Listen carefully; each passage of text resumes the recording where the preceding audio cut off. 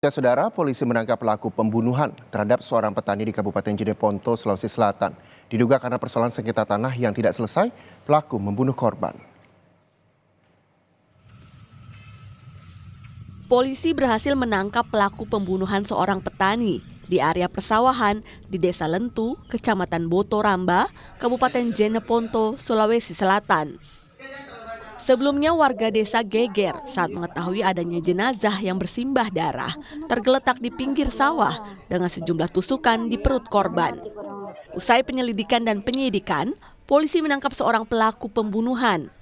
Di hadapan polisi, pelaku bernama Rustam mengaku nekat membunuh korban bernama Abdul Malik karena dipicu persoalan sengketa tanah dalam jual beli yang tidak selesai. Proses jual beli yang tidak tuntas. Itu untuk secara detailnya itu bagaimana, Pak? Jadi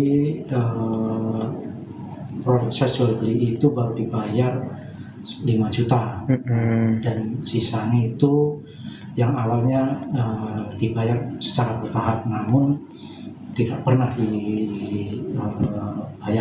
Oke. Nah, transaksi ini berlangsung pada sekitar 6 tahun yang lalu. 6 tahun yang lalu. Akibat perbuatannya telah menghilangkan nyawa seseorang, pelaku dijerat pasal 338 KUHP dengan ancaman 15 tahun penjara. Ardiansah, Kompas TV, Jeneponto, Sulawesi Selatan.